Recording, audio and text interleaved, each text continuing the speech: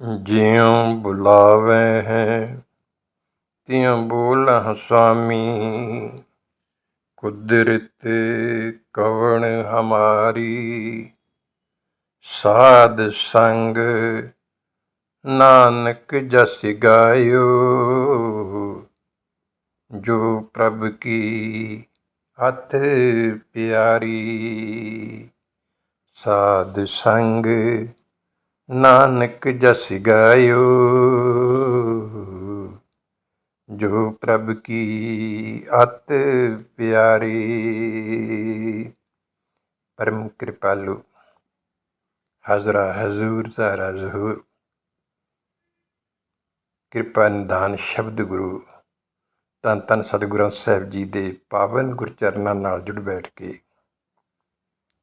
ਸਤਿਗੁਰੂ ਜੀ ਦੇ ਅੰਮ੍ਰਿਤਮਈ ਬਚਨਾਂ ਨੂੰ ਆਪਣੀਆਂ ਝੋਲੀਆਂ ਵਿੱਚ ਪਾ ਕੇ ਆਪਣੇ ਜੀਵਨ ਦੀਆਂ ਇਹਨਾਂ ਘੜੀਆਂ ਨੂੰ ਸਫਲਾ ਕਰਨ ਦਾ ਉਦਮ ਕਰ ਰਿਹਾ ਗੁਰੂ ਪਿਆਰਿਓ। ਫਤਿਹ ਪ੍ਰਵਾਨੋ ਜੀ। ਵਾਹਿਗੁਰੂ ਜੀ ਕਾ ਖਾਲਸਾ, ਵਾਹਿਗੁਰੂ ਜੀ ਕੀ ਫਤਿਹ।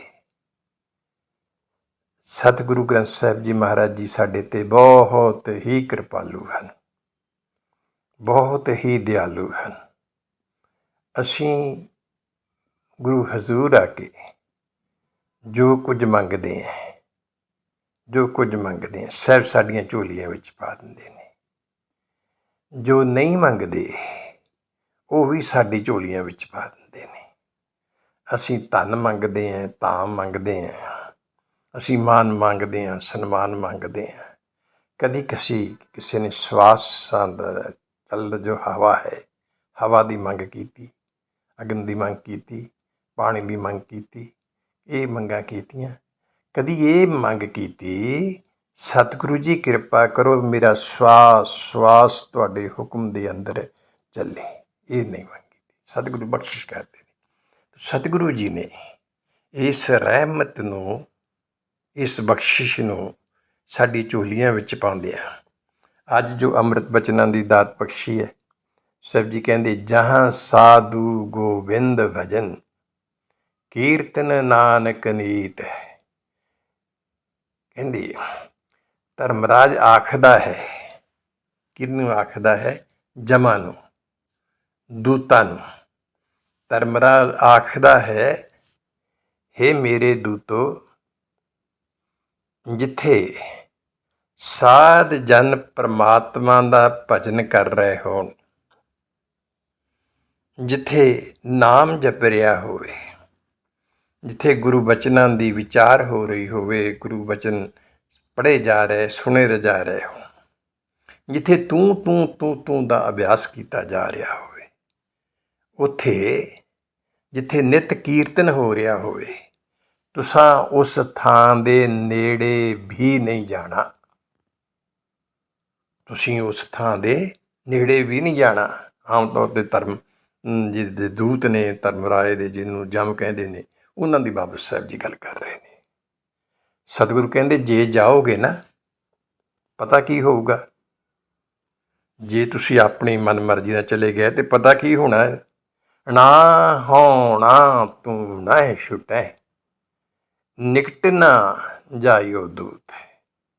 ਕਹਿੰਦੇ ਹੇ ਮੇਰੇ ਦੂਤੋ, ਧਰਮਰਾਜ ਆਪਣੇ ਦੂਤਾਂ ਨੂੰ ਕਹਿੰਦਾ ਦੱਸਿਆ ਗਿਆ ਹੈ ਸਤਿਗੁਰੂ ਰਾਹੀਂ, ਜੇ ਤੁਸੀਂ ਚਲੇ ਗਏ, ਇਸ ਗੱਲ ਨੂੰ ਨਾ ਮੰਨਿਆ ਕਿ ਨਾ ਜਾਇਓ, ਪਰ ਤੁਸੀਂ ਆਪਣੀ ਮਰਜ਼ੀ ਕਰਕੇ ਚਲੇ ਗਏ, ਤਾਂ ਇਸ ਖੁਨਾਮੀ ਤੋਂ, ਇਸ ਗੁਨਾਹ ਤੋਂ, ਇਸ ਹਰਕਤ ਤੋਂ ਨਾ ਮੈਂ ਬਚਾਂਗਾ, ਨਾ ਤੁਸੀਂ ਹੀ ਬਚੋਗੇ।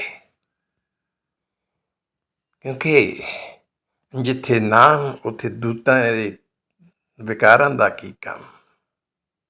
ਜਿੱਥੇ ਸਿਮਰਨ, ਉੱਥੇ ਇਹਨਾਂ ਦੂਤਾਂ ਦਾ ਕੀ ਕੰਮ? ਜਿੱਥੇ ਸੱਚ ਦੀ ਵਿਚਾਰ, ਉੱਥੇ ਇਹਨਾਂ ਦੂਤਾਂ ਦੇ ਕੰਮ। ਜਿੱਥੇ ਗੁਰਬਚਨ ਦਾ ਪ੍ਰਕਾਸ਼, ਗੁਰੂ ਮਿਹਰ ਹੋ ਰਹੀ ਹੈ, ਗੁਰੂ ਬਚਨਾਂ ਦੀ ਬਖਸ਼ਾ ਹੋ ਰਹੀ ਹੈ, ਉੱਥੇ ਕੀ ਕੰਮ? ਸਾਹਿਬ ਜੀ ਕਹਿੰਦੇ ਨੇ ਇਸ ਗੱਲ ਦਾ ਧਿਆਨ ਰੱਖ। ਦੂਤਾਂ ਨੂੰ ਕਹਿ ਰਹੇ ਸਤਿਗੁਰੂ ਜੀ, ਧਰਮਰਾਜ ਕਹਿ ਰਿਹਾ ਹੈ ਆਪਣੇ ਦੂਤਾਂ ਨੂੰ, ਤੁਸੀਂ ਇੱਕ ਗੱਲ ਦਾ ਧਿਆਨ ਰੱਖਿਓ ਜਿੱਥੇ ਸਾਧ ਜਨ ਪਰਮਾਤਮਾ ਦਾ ਭਜਨ ਕਰ ਰਹੇ ਹੋਣ, ਜਿੱਥੇ ਨਿਤ ਕੀਰਤਨ ਹੋ ਰਿਹਾ ਹੋਵੇ, ਜਿੱਥੇ ਗੁਰੂ ਉਪਦੇਸ਼ ਦੀ ਮਹਿਮਾ ਹੋ ਰਹੀ ਹੋਵੇ, ਜਿੱਥੇ ਗੁਰੂ ਬਚਨ ਦਾ ਪਸਾਰ ਹੋ ਰਿਹਾ ਹੋਵੇ, ਉਸ ਥਾਂ 'ਤੇ ਤੁਸੀਂ ਬਿਲਕੁਲ ਨਾ ਜਾਇਓ। ਤੇ ਜੇ ਤੁਸੀਂ ਆਪਣੀ ਮਰਜ਼ੀ ਕਰਕੇ ਚਲੇ ਗਏ ਨਾ, ਤੇ ਫਿਰ ਯਾਦ ਰੱਖਿਓ, ਨਾ ਹੋ ਨਾ ਤੂੰ ਨਾ ਛੁਟੈ, ਨਿਕਟ ਨਾ ਜਾਇਓ ਦੂਤ, ਕਿਤੇ ਲਾਗੋਂ ਦੀ ਵੀ ਨਾ ਲੰਘਿਓ ਨਾ। ਫਿਰ ਸਾਹਿਬ ਕਹਿੰਦੇ ਜੇ ਤੁਸੀਂ ਮਰਜ਼ੀ ਕੀਤੀ ਤਾਂ ਧਰਮਰਾਜ ਕਹਿੰਦਾ ਏ ਕਿ ਇਸ ਖੁਨਾਮੀ ਤੋਂ ਨਾ ਮੈਂ ਬਚਾਂਗਾ, ਨਾ ਤੁਸੀਂ ਹੀ ਬਚੋਗੇ। ਬਹੁਤ ਤਾੜਨਾ ਕੀਤੀ। ਸਤਿਗੁਰੂ ਜੀ ਅੱਗੇ ਪੌੜੀ ਬਖਸ਼ਦੇ ਨੇ, ਐਣਾ ਰਣ ਤੇ ਸੀਜੀਐ ਆਤਮ ਜੀਤੇ ਕੋਈ। ਸਾਹਿਬ ਜੀ ਕਹਿੰਦੇ ਨੇ ਕਿ ਇਸ ਰਣ ਭੂਮੀ ਵਿੱਚ ਹਉਮੈ ਨਾਲ ਹੋ ਰਹੇ ਜੰਗ ਤੋਂ ਤਦੋਂ ਹੀ ਕਾਮਯਾਬ ਹੋਈਦਾ ਏ ਜੇ ਮਨੁੱਖ ਆਪਣੇ ਆਪ ਨੂੰ ਜਿੱਤ ਲਵੇ। ਆਪਣੇ ਆਪ ਨੂੰ ਜਿੱਤਣਾ, ਆਪਣੇ ਮਨ ਨੂੰ ਜਿੱਤਣਾ, ਆਪਣੀਆਂ ਵਾਸ਼ਨਾਵਾਂ ਨੂੰ ਜਿੱਤਣਾ, ਆਪਣੀਆਂ ਕਾਮਨਾਵਾਂ ਨੂੰ ਜਿੱਤ ਲੈਣਾ। ਹੁਣ ਮੈਂ ਆਪਣੀ ਮੈਂ ਨੂੰ ਜਿੱਤ ਲੈਣਾ, ਆਪਣੇ ਅੰਦਰ ਵਸ ਰਹੇ ਕਾਮ, ਕ੍ਰੋਧ, ਲੋਭ, ਮੋਹ, ਹੰਕਾਰ ਤੇ ਜਿੱਤ ਪ੍ਰਾਪਤ ਕਰਨੀ, ਆਪਣੇ ਅੰਦਰ ਵਸ ਰਹੇ ਲੋਭ ਤੇ ਜਿੱਤ ਪ੍ਰਾਪਤ ਕਰਨੀ। ਕਹਿੰਦੇ ਜੇ ਮਨ ਨੂੰ ਜਿੱਤਣਾ, ਮਨ ਦੀਆਂ ਜਿਹੜੀਆਂ ਆਸ਼ਾਵਾਂ ਨੇ ਉਹਨਾਂ ਨੂੰ ਜਿੱਤਣਾ। ਸਾਹਿਬ ਜੀ ਕਹਿੰਦੇ ਨੇ ਇਸ ਰਣ ਭੂਮੀ ਦੇ ਵਿੱਚ ਹਉਮੈ ਨਾਲ ਹੋ ਰਹੇ ਜੰਗ ਤੋਂ ਤਦੋਂ ਹੀ ਕਾਮਯਾਬ ਹੋਈਦਾ ਹੈ ਜੇ ਮਨੁੱਖ ਆਪਣੇ ਆਪ ਨੂੰ ਜਿੱਤ ਲਵੇ। ਮਨ ਜੀਤੈ ਜਗ ਜੀਤੈ। ਸਾਹਿਬ ਕਹਿੰਦੇ ਹਉਮੈ ਅੰਸਿਉ ਲੜ ਮਰੈ, ਸੋ ਸੁਭਾਦੂ ਹੋਏ। ਅੰਨ ਦਾ ਅਰਥ ਹੈ ਜੀ ਦੈਤ ਮਰੇ, ਆਪਾ ਭਾਵ ਵੱਲੋਂ ਮਰੇ। ਮਰਨ ਦਾ ਅਰਥ ਹੈ ਦੋ ਮੌਤਾਂ ਨੇ ਗੁਰੂ ਗ੍ਰੰਥ ਸਾਹਿਬ ਵਿੱਚ ਜੋ ਜ਼ਿਕਰ ਆਇਆ ਹੈ। ਇੱਕ ਮੌਤ ਸਵਾਸਾਂ ਦਾ ਮੁੱਕ ਜਾਣਾ, ਕਿਤਨੇ ਸਾਲ, ਕਿਤਨੇ ਮਹੀਨੇ, ਕਿਤਨੇ ਦਿਨ, ਕੋਈ ਇਸ ਦੀ ਗਿਣਤੀ ਨਹੀਂ। ਸਵਾਸਾਂ ਦਾ ਮੁੱਕ ਜਾਣਾ ਤੇ ਮਨੁੱਖ ਦੀ ਮੌਤ। ਇੱਕ ਮੌਤ ਹੈ ਮਨੁੱਖ ਦੇ ਅੰਦਰੋਂ ਸਦਗੁਣਾਂ ਦਾ ਮਰ ਜਾਣਾ, ਮਨੁੱਖ ਦੇ ਅੰਦਰ ਵਿਕਾਰਾਂ ਦੀ ਭਰਮਾਰ ਹੋ ਜਾਣੀ, ਮਨੁੱਖ ਦੇ ਅੰਦਰ ਕਾਮ, ਕ੍ਰੋਧ, ਲੋਭ, ਮੋਹ, ਹੰਕਾਰ ਦੀ ਵੱਡਾ ਉਸ ਦਾ ਵਾਸਾ ਹੋ ਜਾਣਾ, ਨਦਰ ਮੈਲੀ ਹੋ ਜਾਣੀ, ਬਚਨ ਮੈਲਾ ਹੋ ਜਾਣਾ, ਚੱਲਣ ਮੈਲਾ ਹੋ ਜਾਣਾ। ਤੁਸੀਂ ਸਾਹਿਬ ਜੀ ਕਹਿੰਦੇ ਨੇ ਇਹ ਜੋ ਦੁਸ਼ਮਣ, ਇਹ ਜੋ ਅੰਦਰ ਵੱਸਦੇ ਨੇ, ਜੋ ਉਹਨਾਂ ਨੂੰ ਖਤਮ ਕਰ ਲੈ। ਸੁਭਾਦੂ ਦਾ ਅਰਥ ਹੈ ਜੀ ਦੋਹਾਂ ਬਾਹਾਂ ਨਾਲ ਤਲਵਾਰ ਚਲਾਉਣ ਵਾਲਾ ਸੂਰਮਾ, ਬਹੁਤ ਵੱਡਾ ਸੂਰਮਾ। ਸਾਹਿਬ ਜੀ ਕਹਿੰਦੇ ਜਿਹੜਾ ਮਨੁੱਖ ਹਉਮੈ ਤੇ ਦਵੈਤ ਨਾਲ ਟਾਕਰਾ ਕਰਕੇ ਹਉਮੈ ਵੱਲੋਂ ਮਰ ਜਾਂਦਾ ਹੈ, ਜਿੱਤ ਪ੍ਰਾਪਤ ਕਰ ਲੈਂਦਾ ਹੈ ਹਉਮੈ ਤੇ। ਜੇ ਹਉਮੈ ਤੋਂ ਜਿੱਤ ਪ੍ਰਾਪਤ ਹੋ ਗਈ, ਕ੍ਰੋਧ ਤੋਂ ਵੀ ਹੋ ਜਾਏਗੀ, ਲੋਭ ਤੋਂ ਵੀ ਹੋ ਜਾਏਗੀ, ਮੋਹ ਤੋਂ ਵੀ ਹੋ ਜਾਏਗੀ। ਤਾਂ ਸਾਹਿਬ ਜੀ ਕਹਿੰਦੇ ਨੇ ਉਹ ਵੱਡਾ ਸੂਰਮਾ ਹੈ, ਵੱਡਾ। ਸਤਿਗੁਰੂ ਜੀ ਨੇ ਸੂਰਮਾ ਸੂਰਾ ਸੋ ਪਹਿਚਾਨੀਏ, ਜੋ ਲੜੈ ਦੀਨ ਕੇ ਹੇਤ, ਪੁਰਜਾ ਪੁਰਜਾ ਕੱਟ ਮਰੇ, ਕਬਹੁ ਨ ਛਾਟੈ ਖੇਤ। ਕਹਿੰਦੇ ਨੇ ਉਹ ਵੱਡਾ ਸੂਰਮਾ ਹੈ ਜੋ ਉਸ ਦਾ ਲਕਸ਼ ਹੈ, ਉਸਦੇ ਜੀਵਨ ਦਾ ਲਕਸ਼ ਹੈ ਉਸਨੇ ਵਿਕਾਰਾਂ 'ਤੇ ਜਿੱਤ ਪ੍ਰਾਪਤ ਕਰਨੀ ਹੈ। ਉਸਦੇ ਜੀਵਨ ਦਾ ਲਕਸ਼ ਹੈ ਉਸਨੇ ਸੰਸਾਰ ਵਿੱਚ ਰਹਿੰਦੇ ਸੰਸਾਰ ਦੇ ਮੋਹ ਮਾਇਆ ਤੋਂ ਮੁਕਤ ਰਹਿਣਾ ਹੈ।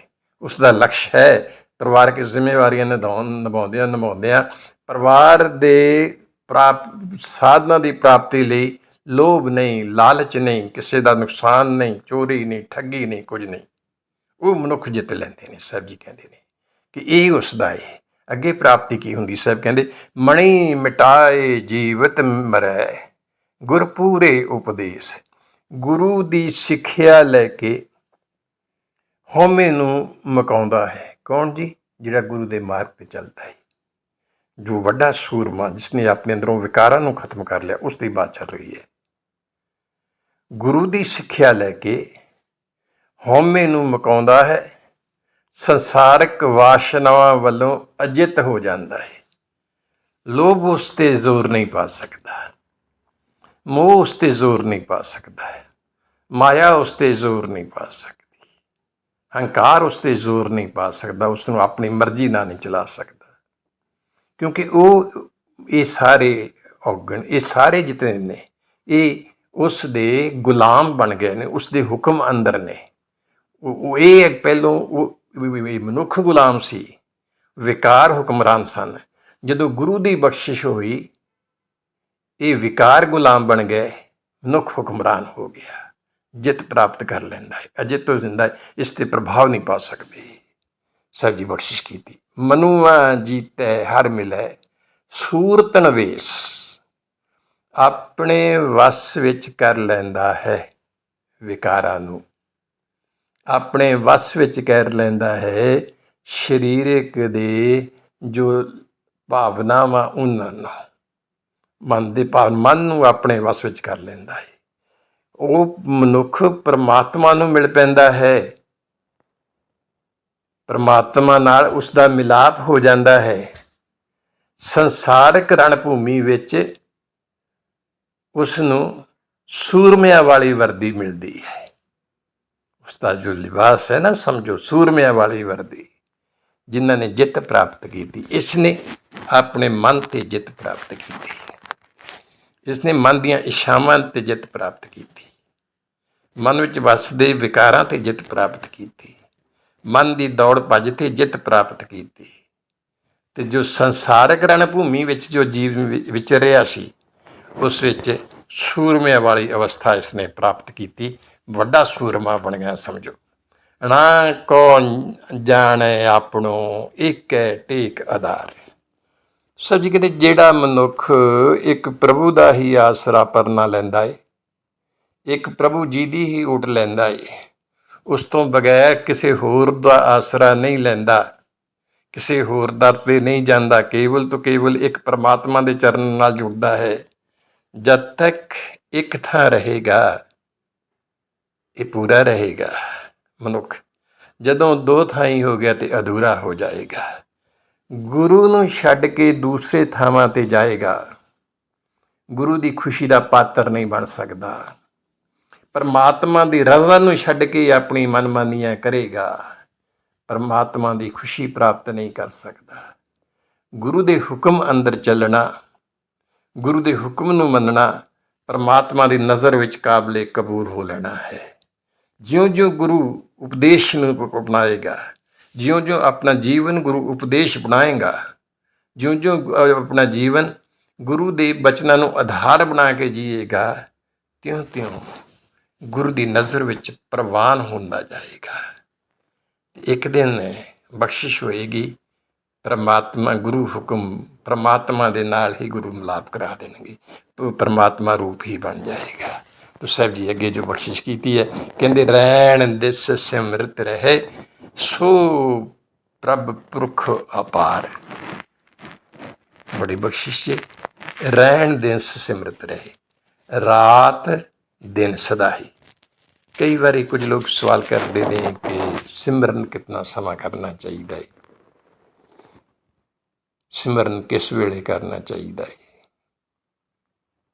ਕਿਤਨੇ ਵਜੇ ਉੱਠਣਾ ਚਾਹੀਦਾ ਹੈ।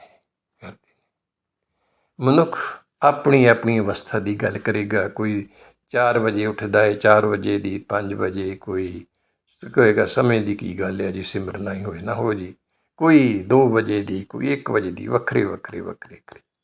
ਪਰ ਗੁਰੂ ਹੁਕਮ ਦਾ ਕੀ ਹੈ ਜੀ, ਵੀ ਸਿਮਰਨ ਕਿਤਨਾ ਸਮਾਂ ਕਰਨਾ ਚਾਹੀਦਾ ਹੈ ਮਨੁੱਖ ਨੂੰ।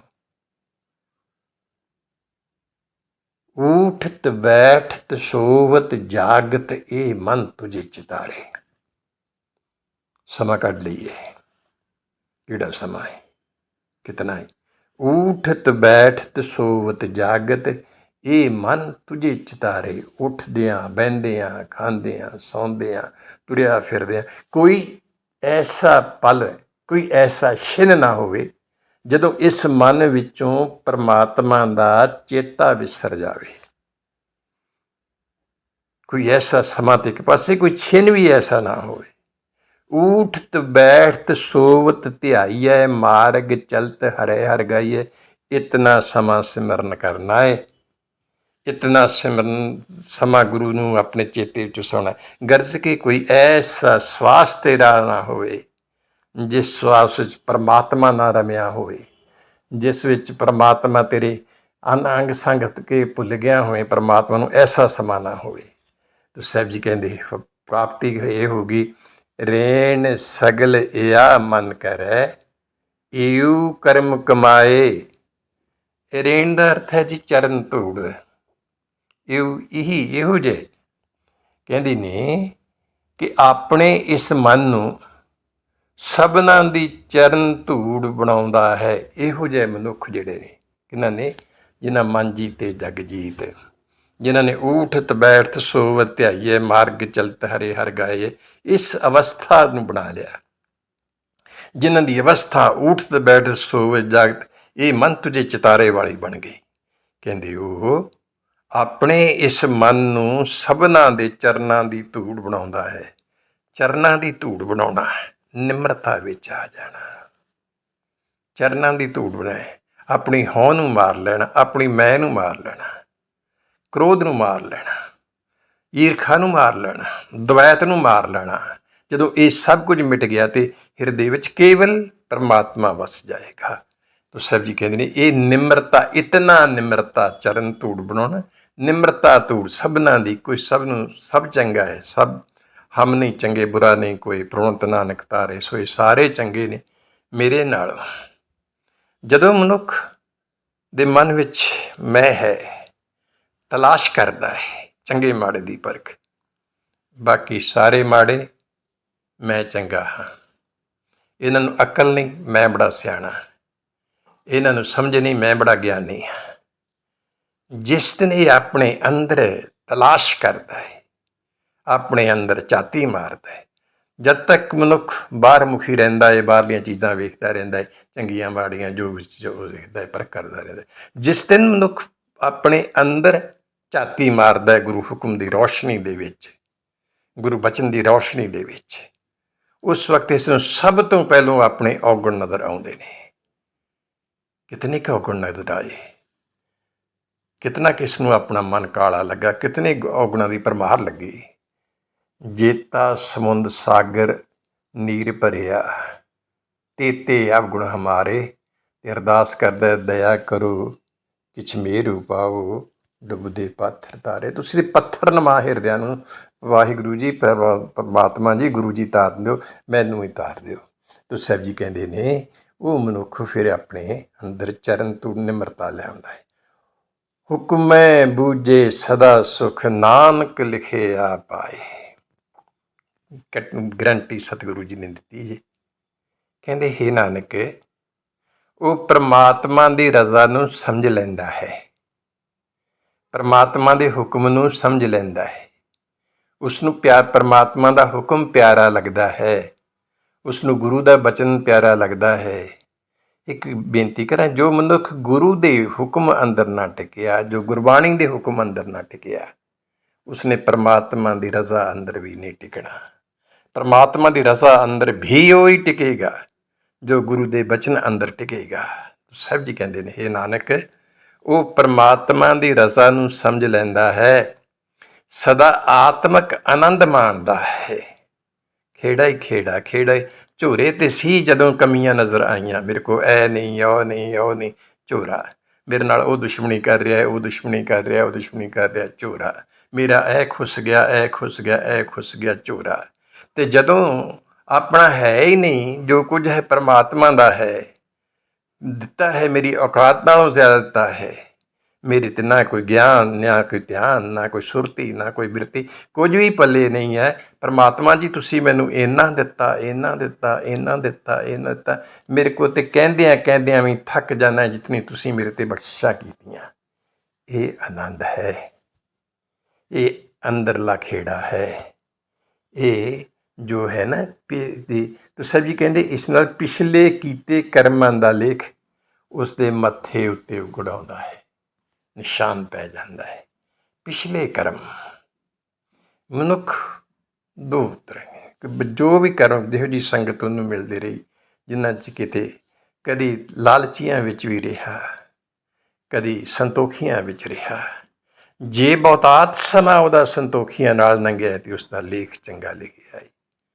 ਸਿਮਰਨ ਕਰਨ ਵਾਲਿਆਂ ਨੇ ਲੇਖ ਚੰਗਾ ਲਿਖਿਆ ਏ। ਸੰਤੋਖੀਆਂ ਨਾਲ ਲੇਖ ਚੰਗਾ ਲਿਖਿਆ ਏ। ਜਿਹੜੀ ਸੰਗਤ ਸੀ ਉਹ ਗੁਰੂ ਵਾਲੀ ਸੀ। ਉਸ ਸੰਗਤ ਵਿੱਚੋਂ ਗੁਰੂ ਨਾਲ ਪਿਆਰ ਪੈਦਾ ਹੋਇਆ।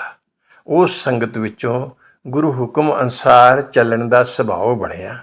ਉਸ ਸੰਗਤ ਵਿੱਚੋਂ ਗੁਰੂ ਦੇ ਹੁਕਮਾਂ ਨੂੰ ਸੱਤ ਸੱਤ ਸੱਤ ਸੱਤ ਕਰਕੇ ਮੰਨਣ ਦਾ ਸਵਾਦ ਜੋ ਉਸਦਾ ਜੋ ਸੁਭਾਅ ਬਣਿਆ। ਅਤੇ ਇਸ ਸੁਭਾਅ ਦੇ ਵਿੱਚ ਤੂੰ ਵਸ ਗਿਆ, ਮੈਂ ਖਤਮ ਹੋ ਗਿਆ। ਤਾਂ ਸਾਹਿਬ ਜੀ ਕਹਿੰਦੇ ਇਹ ਉਸ ਦੇ ਵਿਚਲੇ ਕੀਤੇ ਲੇਖਾਂ ਦੇ ਲੇਖ ਪ੍ਰਗਟ ਹੋਏ।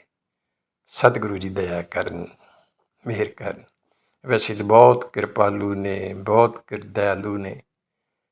ਕਦੀ ਅੰਮ੍ਰਿਤ ਬਚਨਾਂ ਦੀ ਦਾਤ ਬਖਸ਼ ਕੇ ਸਾਨੂੰ ਇਹ ਨਹੀਂ ਪੁੱਛਿਆ ਤੁਸੀਂ ਪਹਿਲੇ ਜੋ ਬਚਨ ਤੇਰੀ ਝੋਲੀ ਵਿੱਚ ਸਿੱਖਿਆ ਪਾਏ ਸੀ, ਗੁਰੂ ਗ੍ਰੰਥ ਸਾਹਿਬ ਜੀ ਨੇ ਕਦੇ ਨਹੀਂ ਪੁੱਛਿਆ ਉਹਨਾਂ ਨੂੰ ਕਮਾਉਣ ਦਾ ਯਤਨ ਕੀਤਾ ਕਿ ਨਹੀਂ ਕੀਤਾ, ਉਹਨਾਂ ਮੁਤਾਬਕ ਆਪਣਾ ਜੀਵਨ ਜਿਉਣ ਦਾ ਯਤਨ ਕੀਤਾ ਕਿ ਨਹੀਂ ਕੀਤਾ। ਨਹੀਂ, ਸਾਹਿਬ ਕਹਿੰਦੇ ਬੱਚਾ ਇਹ ਨਾ ਭੁੱਲ ਜਾਂਦਾ ਹੈ। ਇੰਝ ਕਰੀ ਬੱਚੇ, ਜੇ ਤੂੰ ਅੱਜ ਜੋ ਤੇਰੀ ਝੋਲੀ ਵਿੱਚ ਬਚਨ ਪਾਏ ਆ ਇਹਨਾਂ ਨੂੰ ਕਮਾ ਲਏਗਾ ਤੇ ਤੇਰੇ ਪਿਛਲੇ ਵੀ ਪ੍ਰਵਾਨ ਹੋ ਜਾਣਗੇ। ਸਾਹਿਬ ਜੀ ਕਿਰਪਾ ਕਰਨ। ਇਹ ਕਥੇ ਹੋਏ ਬਚਨ ਕਥਨ ਵਾਲੇ ਤੇ ਸੁਣੇ ਹੋਏ ਬਚਨ ਸੁਣਨ ਵਾਲਿਆਂ ਦੇ ਸਾਡੇ ਸਾਰਿਆਂ ਦੇ ਹਿਰਦਿਆਂ ਵਿੱਚ ਪ੍ਰਵੇਸ਼ ਕਰ ਜਾਣ। ਅਤੇ ਜਦੋਂ ਇਹ ਪ੍ਰਵੇਸ਼ ਕੀਤੇ ਬਚਨ ਪ੍ਰਗਟ ਹੋਣ, ਸਾਡੇ ਕਰਮਾਂ ਰਾਹੀਂ ਪ੍ਰਗਟ ਹੋਣ। ਮਨੁੱਖ ਸਿੱਖ ਲਿਬਾਸ ਰਾਹੀਂ ਨਾ ਸਿੱਖ ਦੀ ਪਰਿਭਾਸ਼ਾ ਨਜ਼ਰ ਆਵੇ, ਉਸ ਦੇ ਕਿਰਦਾਰ ਰਾਹੀਂ ਭਾਸ਼ਾ ਨਜ਼ਰ ਆਉਣੀ ਚਾਹੀਦੀ ਹੈ, ਜੀਵਨ ਨਜ਼ਰ ਨਹੀਂ ਹੁੰਦੇ। ਅਤੇ ਜਿਹੜੇ ਗੁਰੂ ਹਜ਼ੂਰ ਚੱਲਦੇ ਨੇ ਜੀ, ਜਿਨ੍ਹਾਂ ਦਾ ਜੀਵਨ ਗੁਰੂ ਹੁਕਮ ਅਨੁਸਾਰ ਬਣ ਜਾਂਦਾ ਹੈ, ਸਹਿਜ ਨਿਮਰਤਾ ਬੇਪਰਵਾਹੀ ਆ ਜਾਂਦੀ ਹੈ। ਉਹਨਾਂ ਲਈ ਸਾਹਿਬ ਜੀ ਨੇ ਲਖ ਬਖਸ਼ਿਆ ਹੈ। ਕਹਿੰਦੇ ਲੋਕ ਸੁਖੀਏ ਪਰ ਲੋਕ ਸੁਹੇਲੇ, ਨਾਨਕ ਹਰ ਪ੍ਰਭ ਆਪੇ ਮੇਲੇ। ਹੋਈਆਂ ਭੁੱਲਾਂ ਚੁੱਕਾਂ ਦੀ ਖਿਮਾ, ਫਤਿਹ ਦੀ ਦਾਤ ਬਖਸ਼ੋ ਜੀ। ਵਾਹਿਗੁਰੂ ਜੀ ਕਾ ਖਾਲਸਾ, ਵਾਹਿਗੁਰੂ ਜੀ ਕੀ ਫਤਿਹ।